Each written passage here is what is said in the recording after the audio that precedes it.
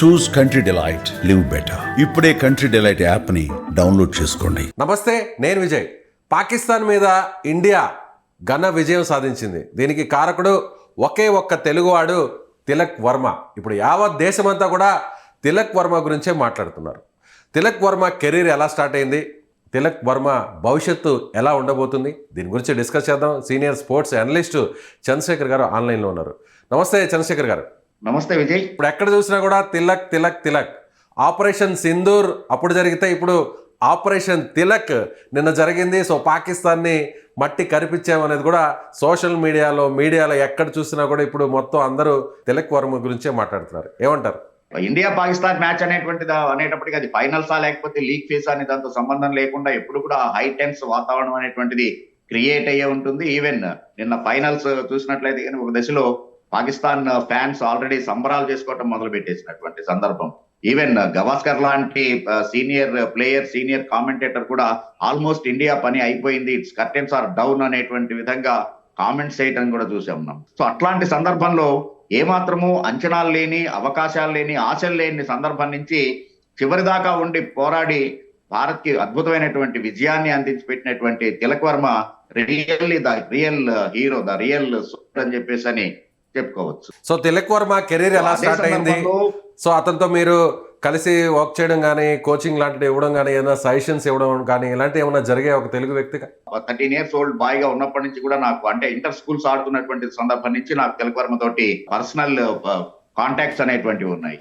Down the line family నుంచి వచ్చినటువంటి వాడు. అట్లాంటి దాని నుంచి కూడా అతను ఆటని నేర్చుకున్నాడు. నేను చాలా మ్యాచ్లు ఎంపైరింగ్ చేశాను. ఈవెన్ ఆ తర్వాత రంజీ ట్రోఫీ లాంటి దానికి ఆడుతున్నప్పుడు as an umpire, as an official scorer నేను ఇన్వాల్వ్ అయినటువంటి వాడిని, ప్రత్యక్షంగా చూస్తున్నటువంటి వాడిని. ఈవెన్ అఫ్ కోర్స్ నాకు ఒకసారి అతనితో నేను ఒక చక్కటి ఇంటర్వ్యూని కూడా తీసుకున్నాను. నేను అది మిలియన్స్ లో వ్యూస్ వెళ్ళింది. It's very pride and proud moment for me, even personal గా.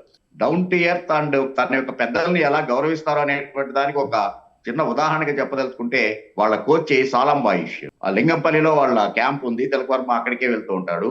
సో కోవిడ్ టైంలో చాలా ఆల్మోస్ట్ అవుట్ అనుకున్నారు అందరూ కూడా. ఐసీయూలో ఉన్నాడు, అసలు అందరూ అయిపోయారు, కోవిడ్ టైం అది.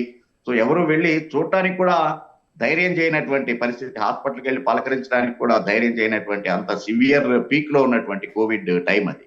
బట్ తిలక్ వర్మ ఒక్కడు అక్కడ హాస్పిటల్లో ప్రత్యేకంగా తన గురువు గారి దగ్గరే ఉండి, అతను ఒకవేళ బయటకు వెళ్లాల్సి వచ్చినప్పుడు వాళ్ళ పేరెంట్స్ ని హాస్పిటల్లో ఉంచి రిలీవర్ గా చాలా కి సేవలు చేసినటువంటి వ్యక్తి. ఈ బహుశా మీకు ఒక చిన్న ఇన్సిడెంట్ చెప్తే సరిపోతుంది తిలక్ వర్మ క్యారెక్టర్ ఏంటి అనేటువంటిది. మిగిలిన వాళ్ళందరూ కూడా పట్టించుకునేటువంటి సందర్భంలో తన్ని ఆ స్టేజ్ కి, అప్పటికే అండర్-19 వరల్డ్ కప్ ఆడినటువంటి వ్యక్తి. సో కాబట్టి ఆ స్టేజ్ కి తీసుకొచ్చినటువంటి గురువు గారు ప్రాణాపాయ స్థితిలో ఉన్నప్పుడు ఎలాగా సేవ చేయాలి అనేటువంటి తపనతోటి కంప్లీట్ 24 hours హాస్పిటల్లో ఉండి సేవ చేసినటువంటి వ్యక్తి తిలక్ వర్మ. ఈ ఒక్క ఉదాహరణ చాలు అతను ఎంతటి డౌన్ టు ఎర్త్ పర్సన్ అనేటువంటిది తెలిసిపోతూ ఉంటుంది.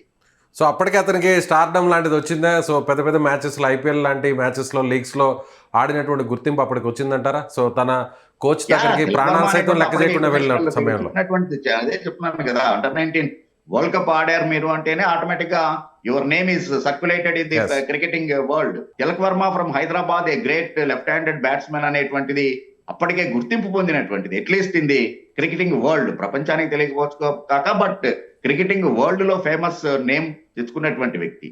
సో అదే నేను చెప్తున్నది, అటువంటి ఒక స్టేజ్ కి వెళ్ళినటువంటి తరుణంలో కూడా కావాలంటే కనుక నేను ఆర్థిక సహాయం చేస్తాను, అతని హాస్పిటల్ బిల్లు కడతాను నేను అని చెప్పేసి అని అనొచ్చు కాక, బట్ అది కాదు, తన యొక్క హెల్త్ కి, అంటే తన యొక్క లైఫ్ ని కూడా రిస్క్ లో పెట్టుకుని 24 hours హాస్పిటల్లో ఉండి సర్వీస్ చేసినటువంటి వ్యక్తి తిలక్ వర్మ. సో ఇక తిలక్ వర్మ కెరీర్ ఎలా ఉండబోతుంది? సో ఇక భారత్లో తన స్థానం పదిలమైంది అనుకోవచ్చు. ఒక లెఫ్ట్ హ్యాండెడ్ బ్యాట్స్మెన్ గా తన కెరీర్ కి ఇది ఒక పెద్ద బూస్ట్ అనుకోవచ్చా?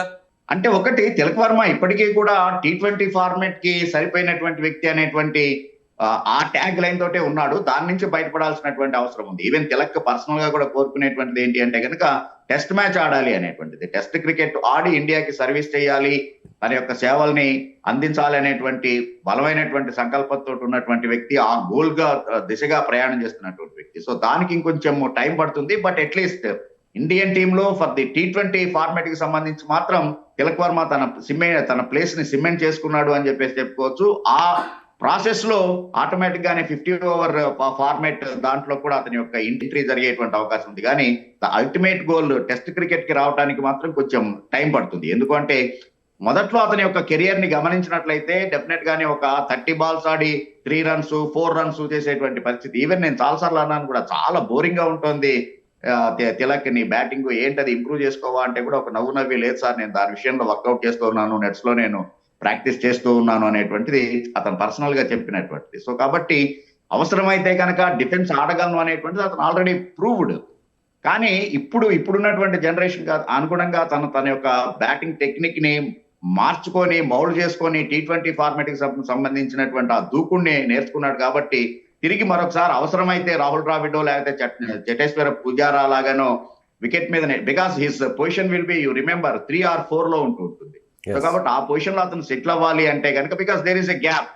ఇండియన్ టీమ్ టెస్ట్ క్రికెట్ కి సంబంధించి దేర్ ఇస్ ఏ వేకెన్సీ, ఆ వాక్యూమ్ ఇస్ క్రియేటెడ్. కోహ్లీ తర్వాత పుజారా, రాహుల్ ద్రావిడ్ లాంటి వాళ్ళ రిటైర్మెంట్ తర్వాత ఆ 3 and 4 places are still vacanted. So మన తెలుగు రాష్ట్రాల నుంచి వివిఎస్ లక్ష్మణ్, మహమ్మద్ అజారుద్దీన్, ఇప్పుడు ఆ తర్వాత కోవలోకి తిలక్ వర్మ వచ్చేసాడు అనుకోవచ్చా? ఇది కొంచెం టూ ఎర్లీ అవుతుంది. జరుగుతున్నది ఏంటంటే ఈ సోషల్ మీడియా ఎక్కువైపోయిన తర్వాత విజయ్ ఒక రకమైనటువంటి ఎక్స్పెక్టేషన్స్ అటు పర్టికులర్ గా ఇండివిజువల్ గా ప్లేయర్స్ కన్నా కూడా మిగిలినటువంటి మనలాంటి వాళ్ళు దాన్ని ఎక్కువ డిస్కస్ చేస్తూ ఉన్నారు. If you look at Irfan Pathan లాంటి హైలీ టాలెంటెడ్ ఆల్రౌండర్ కెరియర్ కూడా ఈ రకమైనటువంటి ఎక్స్పెక్టేషన్స్ తోటే ముగిసిపోయింది అనేటువంటిది గుర్తుపెట్టుకోవాలి మీరు. సో కాబట్టి కొంత ఒక ఇన్నింగ్స్ 2 innings లో అద్భుతంగా ఆడినంత మాత్రం అతని నుంచి హై ఎక్స్పెక్టేషన్స్ తోటి ఉండేటప్పటికి సహజంగా ఆ ప్లేయర్ కానీ చంద్రశేఖర్ గారు నిన్న జరిగినటువంటి మ్యాచ్ విధానం వేరు, నేచర్ ని వదులుకొని ఆడాల్సినటువంటి పరిస్థితి ఉంటుంది. సో ఇప్పుడే అంత ఊహలు మనకు అనవసరం. కానీ but he's very talented and down to earth person. కాబట్టి ఆ రకమైనటువంటి డిసిప్లిన్డ్ ప్లేయర్ ఎప్పుడైనా కూడా ఒక హైట్స్ కి వెళ్తాడు అనేటువంటిది. Sachin Tendulkar is right example for that. So కాబట్టి డెఫినెట్ గానే ఆ డిసిప్లిన్ ఉన్నటువంటి ప్లేయర్ కాబట్టి ఆ హైట్స్ కి రీచ్ అయ్యే అవకాశాలు మాత్రం 100% ఉన్నాయి. రైట్. మిడిల్ ఆర్డర్ లో Yuvraj Singh, left handed batsmen Yuvraj Singh లేని లోటు ఇప్పుడు తిలక్ వర్మతో భర్తీ అవుతుంది అనుకోవచ్చా? కంపేర్ చేయాల్సినటువంటి అవసరమే లేదు. Because Yuvraj Singh temper and his aggression and his nature is totally different. Even Yuvraj Singh under-19 ఆడుతున్నప్పటి నుంచి కూడా నాకు తెలిసినటువంటి వాడే. ఈవెన్ నేను మొయినుద్దౌలా లాంటి మ్యాచ్లకి నేను అతన్ని అంపైరింగ్ చేసి, నేను you name any cricketer Vijay, I'm very lucky. నేను వాళ్ళందరికీ ఆన్ ద ఫీల్డ్ 22 yards నుంచి నేను ఎంపైరింగ్ చేసినట్టు. సో కాబట్టి కంపారిజన్ అనేటువంటిది ఇక్కడ లేదు. ఇద్దరి నేచర్ చాలా డిఫరెంట్, క్వైట్ డిఫరెంట్. అందుకని ఆ కంపారిజన్ లేదు. బట్ ఇద్దరు కూడా ఫైటింగ్ క్రికెటర్స్. ఎటువంటి సిచ్యువేషన్ లో అయినా కూడా హోప్స్ ని వదులుకోనటువంటి, చివరి నిమిషం దాకా పోరాడేటువంటి తత్వం ఉన్నటువంటి వాళ్ళు. కాబట్టి ఆ ఒక్కటి కంపారిజన్ ఉంటుంది. కానీ అటు క్యారెక్టర్ పరంగా కానీ లేకపోతే కనుక వాళ్ళ యొక్క నేచరు ఇది మాత్రం పోల్చదగినటువంటిది కాదు. ఆ ఇద్దరిని నేను చాలా దగ్గరగా చూసినటువంటి. రైట్. సో ఫైనల్ గా ఏం చెప్తారు చంద్రశేఖర్ గారు, తిలక్ వర్మ గురించి 2 మాటల్లో ఏం చెప్తారు? Tilak Varma is the future star for Indian cricket అని చెప్పగలను, 2 మాటల్లో చెప్పాలి. Right sir, thank you so much. So ఇది సీనియర్ స్పోర్ట్స్ అనలిస్ట్ చంద్రశేఖర్ గారు చెప్తున్నట్టుగా తిలక్ వర్మ ఒక future star of the India అంటూ కూడా ఆయన మాట్లాడుతున్నారు. సో తిలక్ వర్మ భవిష్యత్తులో టెస్ట్ క్రికెట్ కూడా ఆడాలి, టెస్ట్ క్రికెట్ ఆడడం కూడా తను గోల్గా అనుకున్నారు. సో అది త్వరలోనే జరగాలని మనం కూడా ఆశిద్దాం. మీరేమనుకుంటున్నారు? తిలక్ వర్మ గురించి మీరేం చెప్పదలుచుకున్నారు? మీ అభిప్రాయాన్ని కామెంట్ రూపంలో తెలియజేయండి. Thank you.